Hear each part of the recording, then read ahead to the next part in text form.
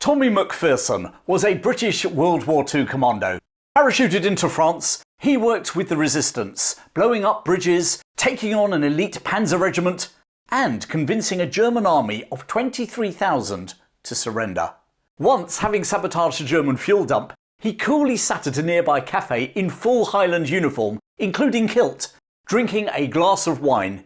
In fact, he caused so much havoc that the Germans placed a 300,000 franc bounty on his head.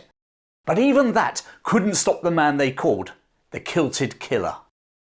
Tommy Macpherson was born in Edinburgh in 1920. He was the youngest of 7 children. His older brother actually played for Scotland at rugby. Tommy recalled that their house in Edinburgh was full of visiting rugby players, including one, Eric Liddell, of Chariots of Fire fame. What a lot of people forget is that the 1924 Olympic 400-metre gold medalist was actually capped 7 times for Scotland in the early 1920s. In 1934, the youngest of the Macpherson brood was enrolled at the prestigious Fettes College in Edinburgh. He'd also spent some of his summer holidays with his aunt, who lived in Switzerland, learning to improve his French. And that was a skill that would become very useful in the war, as you're going to hear. In his final year at school, he was commissioned in the Territorial Army, the British Army Reserves at the time, in the Queen's Own Cameron Highlanders. So when Great Britain declared war on Germany just a year later, he was called up. After the Dunkirk evacuation, Macpherson applied to join the newly established 11 Scottish Commando in 1940. Having completed his training, he was sent to Egypt, where he got his first taste of action during the invasion of Vichy French Syria. In November 1941, he was part of a 4-man reconnaissance team at the outset of Operation Flipper, the daring attempt to raid Rommel's HQ in North Africa. Paddling ashore from a submarine, they completed their mission only to find that the sub was not at the rendezvous point. The team now decided to walk along the Libyan coast towards Allied lines nearly 100 miles away. A couple of nights later, they were surprised by a patrol of 20 Italians on bicycles whom they hadn't heard approaching. One of the things that you'll learn about Tommy Macpherson is that he was always resourceful and always willing to take an opportunity when it presented itself. And just such an opportunity presented itself right now. The guards were intrigued by his Colt automatic revolver, and they asked him how it worked. The Scot coolly took a magazine off the table, loaded the Colt, and then pointed it at his captors and ran out of the police station. I mean, it's almost laughable, although unfortunately the laugh was on Tommy, as he then experienced a severe attack of cramp just outside the police station, and he was arrested. The Italians realised that they were dealing with a major pain in the backside, and he was swiftly transferred to a POW camp in Italy, Castle Garvey. He stayed there for over a year, during which time he learnt Italian to go with his fluent French. Now, those of you who've watched my video about Adrian Carton de Weert, the unkillable soldier, might recall that in September 1943, the Italians agreed to an armistice with the Allies. However, this didn't end the war in Italy, as the Germans simply took over and dug in. They also moved the prisoners at Castle Garvey to Stalag 18 in Austria. En route, Tommy Macpherson made a break for freedom whilst at a railway station. Swiftly recaptured yet again, a German NCO wanted to shoot him as a warning to the others, before a German officer stepped in. Now, for some people that might have been a sobering experience, but not for our man Tommy. Just a week after arriving at Stalag 18 in Austria, he had escaped again. Making his way towards Yugoslavia in the hope of meeting up with the partisans, he was passing through a village one night. In a dose of bad luck, as he was passing an inn in the village, the door swung open and German troops tumbled out ahead of the 9 PM curfew, and he was pounced upon. Yet again marked down by the Germans, this time as a difficult prisoner, he was now transferred to a camp in Poland. But as the saying goes, you can't keep a good man down, and he was out of this camp in less than a month.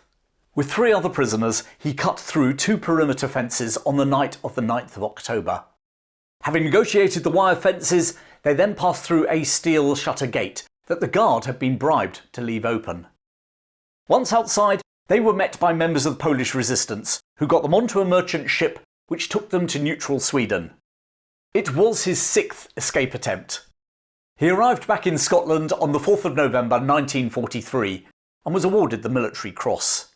Now, if you think that's an impressive story, and it is, and it's a great read in his autobiography, the next part of his war is just as out of this world. Tommy Macpherson was now recruited for Operation Jedburgh.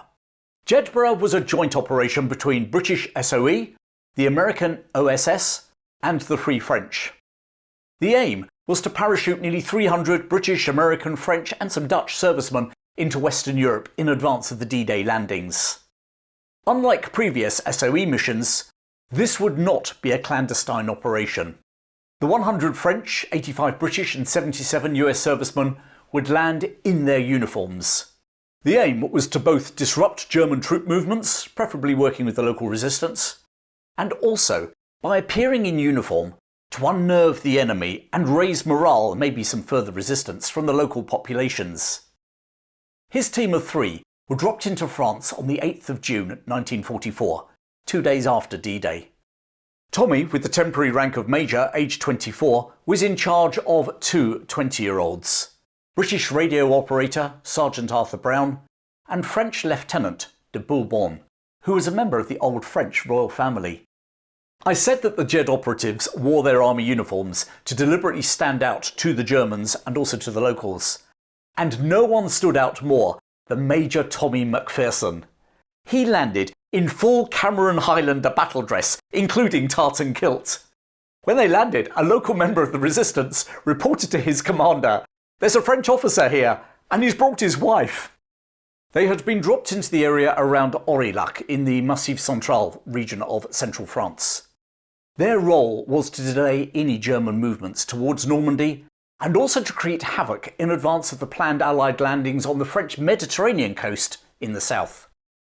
To do that, they had landed with Sten guns, rifles, ammunition, a bazooka, a 2-inch mortar, smoke bombs, grenades, and a Bren gun. They also possessed a large amount of almond-smelling plastic explosive. And they set to work immediately. Within a day of landing, they had demolished a railway bridge, before, on day 2, ambushing a Fiat panzer regiment. The 2nd SS Panzer Division, Das Reich, were originally one of the elite German panzer regiments. By June 1944, after a mauling in Russia, they were based in the south of France, and whilst a shadow of their former selves, were still formidable opponents. With Operation Overlord in full swing in Normandy, Das Reich were ordered to travel 400 miles north to the battle zone. As they advanced along several different routes, they came under regular attacks from the French resistance. Whilst their losses weren't particularly heavy, the constant attacks and their audaciousness unnerved the Germans, who carried out several civilian atrocities along the route. Macpherson decided to assist the French resistance in those attacks. In a series of ambushes, he knocked out a tank support vehicle with a mine, strafed the lorries containing troops with his Sten guns, and booby-trapped the trees by the side of the road, so as the Germans ran for cover, the trees started to explode around them. And whilst 3 men and the local resistance could not defeat a panzer regiment, the attacks like these severely delayed the arrival of Das Reich in the Normandy theatre. And after all, wars and battles are often won by the small actions, as well as the headlines. Over the next couple of months, Tommy Macpherson and his team kept up their destructive work. An attack on a railway line on the 1st of July stopped all railway traffic between Cahors and Soulac. But strange enough, it was blowing up electricity pylons, which gave him particular satisfaction, as they used to come down like dominoes. Macpherson now took to openly driving around the local countryside in a black Peugeot, with a Union flag pennant flying on one side of his car and the French Cross of Lorraine on the other, whilst naturally dressed in his kilt. His brazen nature and guerrilla successes resulted in the Germans offering a reward of 300,000 francs for the capture of the bandit, as they called him, masquerading as a Scottish officer. But his was no masquerade. Openly wearing his Cameron Highlander uniform complete with kilt, he gained a new nickname, the Kilted Killer. On one occasion, he booby-trapped a level crossing barrier so it fell onto a passing staff car travelling at 50 miles an hour, decapitating the local German commander. And then there was the case when he raided the town of Diesville. Timing his arrival between the departure of one garrison and the arrival of the next, he seized the German fuel tank in the town. Realising that plastic explosives would probably blow the whole town sky high, he instead punctured the tank using his revolver. And as the fuel poured down the street, he casually and in full view of the townsfolk walked across the square, sat down outside a cafe and proceeded to enjoy a couple of glasses of wine in full Scottish Highland regalia. With the commencement of Operation Dragoon on the 15th of August 1944, when 200,000 mainly US and French forces landed on the south coast of France, the Germans were now in full flight. One day, Tommy heard that the Germans were mining a dam as a parting gift to the local French population. Macpherson and his French officer, Lieutenant Bourbon, drove up to the dam waving a white flag and demanded to see the German officer in charge. The Scot explained to the Germans that they had the only exit road covered and he would call up the RAF to bomb the German positions. It was all a bluff. Tommy couldn't even communicate with the RAF, let alone get them to bomb the German positions. But the German commander fell for it and surrendered. He was to use that combination of bluff and British officer confidence on an even larger scale in mid-September. Major General Botho Henning Elster was trying to retreat from the Bordeaux region eastwards with a force of over 20,000 German troops. With the US 83rd Infantry blocking his northern route and subjected to increasing air and resistance attacks, General Elster was running out of time. The only thing that kept the majority of his force from laying down their arms was the fear of what the French resistance might do to them.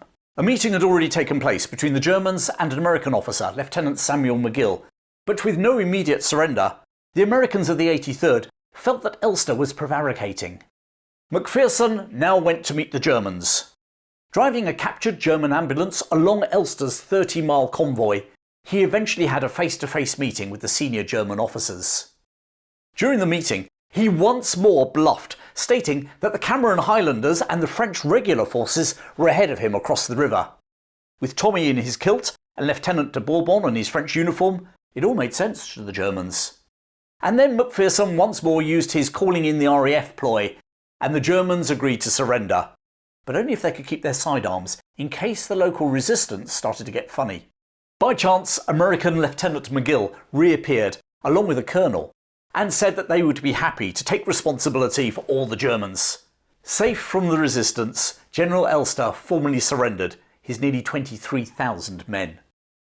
With the war in France entering its last stages, Tommy Macpherson was now moved to the Jedburgh operation in northern Italy, where he saw out the war, fighting the Germans, managing the splits between the communist and non-communist Italian partisans, and warding off the territorial ambitions of Tito's Yugoslavs. Life after the war must have felt a bit of an anticlimax, but he managed to fill it, taking up a place at Oxford University, where he got a first-class degree, and becoming a tutor to the young Duke of Kent. He went on to enjoy a successful business career too, rose to the rank of colonel in the Territorial Army, and was a member of the Royal Company of Archers. Knighted in 1992, his autobiography, Behind Enemy Lines, was published in 2010. The Kilted Killer, Sir Thomas Macpherson, died in his 90s in 2014. Now, if you'd like to find out more about this incredible man, his autobiography, Behind Enemy Lines, is a great read. I've put a link in the description below. Thanks to Lee, Bill and Brian for supporting this show. It's due to people like them that I'm able to devote so much time to researching and producing these episodes. So if you would also like to become a supporter, then please click on the links in the description. Thanks for joining me today. Keep well, and I'll see you again very soon.